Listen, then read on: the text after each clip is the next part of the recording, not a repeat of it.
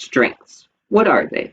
Maybe when you think of strengths, you picture Abraham Lincoln, or Spider-Man, or maybe your mom, or maybe you just don't know.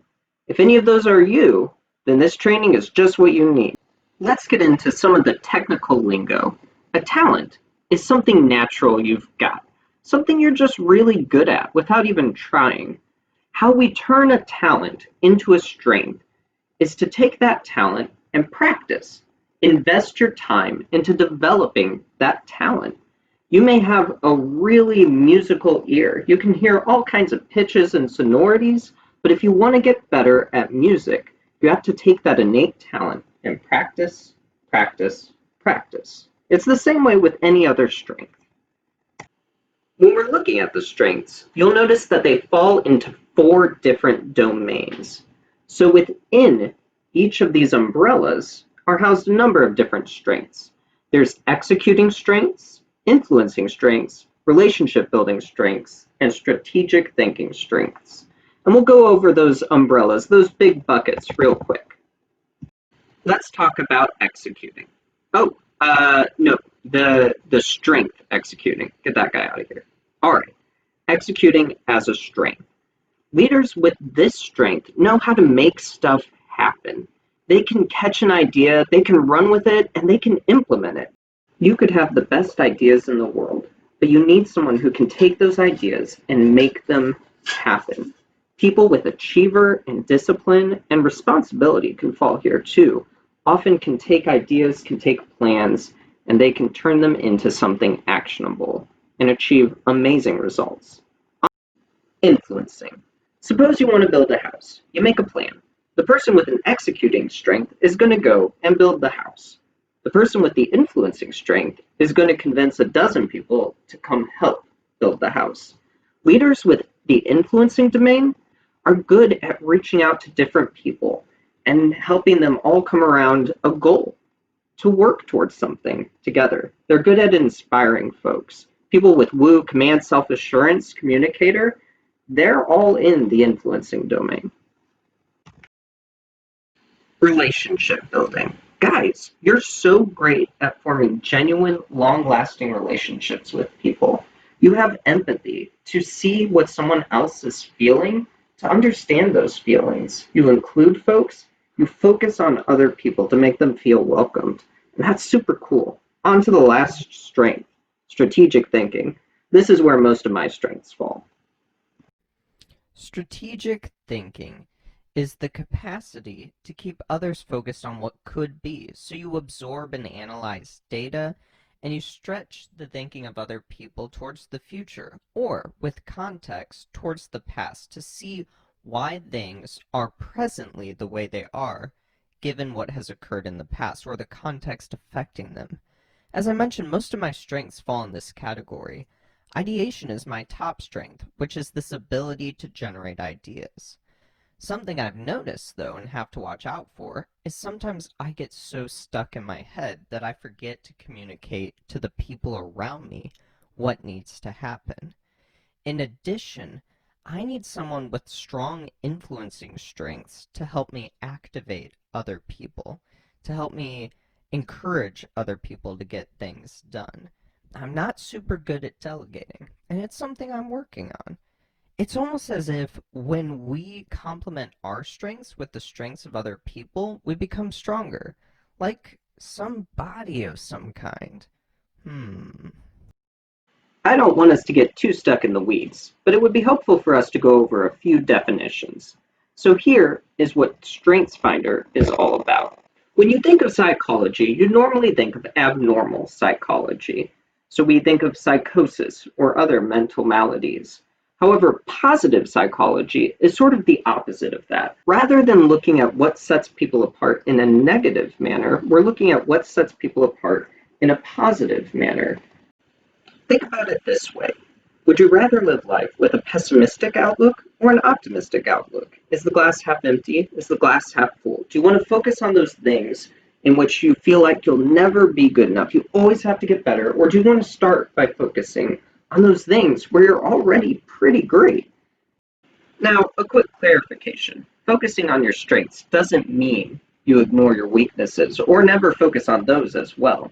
It just means we're starting at a place where we're trying to acknowledge what's already really good about you, what you already do really well, and go from there.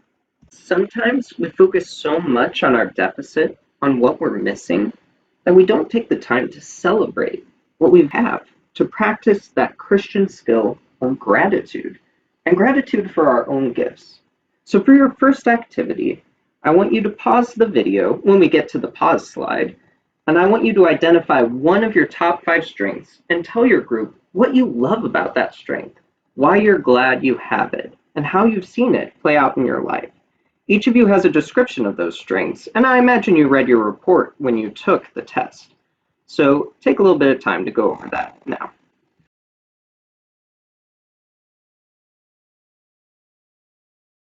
Now I want to identify some myths surrounding strengths and address those. One of those myths is that you can never grow in the area of your weakness. Now, strengths, as we mentioned, we're focusing on positive psychology. So what is it about you that sets you apart, that you're already good at? But that doesn't mean you'll never not grow in your weaknesses, or that there aren't points where you should focus on those and improve those. The second myth is that you won't have to do something that's outside of your wheelhouse. So if your strengths, like mine, fall into strategic thinking and executing, that you would never have to lean into relationship building or influencing strengths. Unfortunately, sometimes you just have to do the uncomfortable work. I'm not always great at delegating, but I need to do it sometimes, and I need to learn to do it. Likewise, if someone's strengths all fall in relationship building and they're not super great with details, that doesn't mean that the only person who is good at details shoulders all the work. Teams have to, while leaning into each other's strengths, still bear an equal burden for the work. For your work as resident assistants, the next myth is that some people are just going to be better at the work than you are, no matter what you do. But that's just not true. Strengths is all about leveraging what you're naturally good at to do the work well. Are you good at strategic thinking? Maybe you're great at coming up with ideas, with plans, ways to make your residents feel valued. Maybe that's something as simple as making them cards. Are you really, really good at positivity and celebration? Then every time you see a resident, maybe you're great at acknowledging those things in their life that are going well and celebrating them with them. To have the exact strengths you have in the order you have them from 1 to 5 is a 1 in 34 million chance. So if you put 34 million people together, you would be entirely unique. That's just a little bit more than the population of Texas. Isn't that crazy? So think about those ways in which you're exceptional and leverage those to do your work well, knowing that's not going to look the same as the person next to you. And that's okay. In fact, that's amazing. Now, I want to talk for a moment about balconies and basements. And after this, we're going to do an activity. So something we need to be aware of is sometimes our strengths are used from a place of strength, are used from a place of positivity, but sometimes they're not. Sometimes we lean into them in a negative manner. This is what we're talking about when we refer to balconies or basements.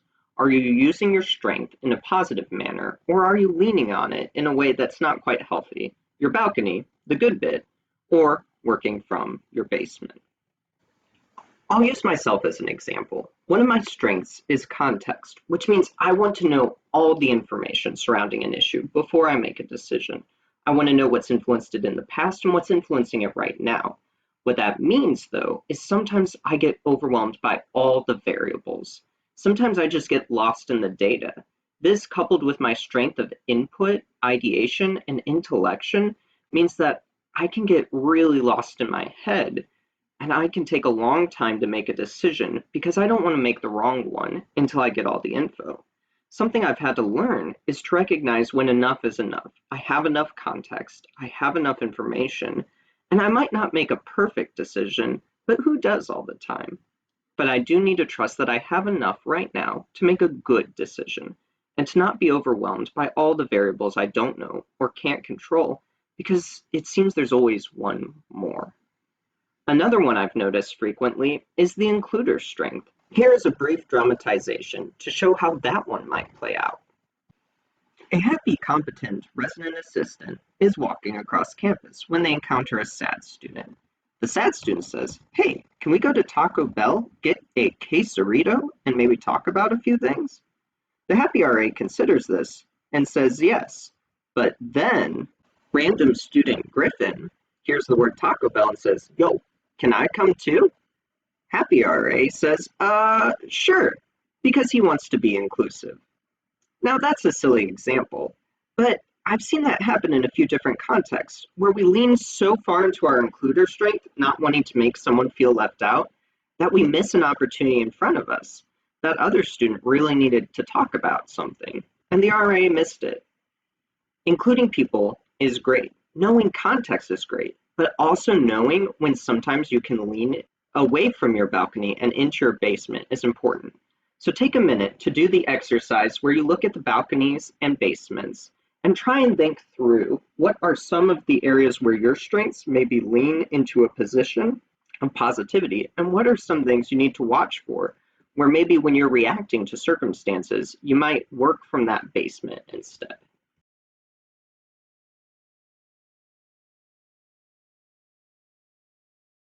All right, well, we've learned a lot about strengths today. The last thing I want you to do is to take the strengths matrix and fill that out in your family groups. Later on, maybe you can fill them out in your residence life team as well.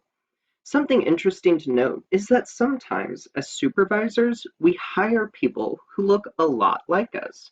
That's not necessarily bad. That means a lot of the ways we think, a lot of our strengths will align, and we might work really well together. But we also need to be aware of where are those gaps? Where are those areas that we need to fill in? And what do we need to be cognizant of? Is there something we're missing? Do we all have relationship building strengths and maybe need to focus a bit on the strategic thinking and planning elements? So let's take a minute to fill out that matrix and then talk about the results.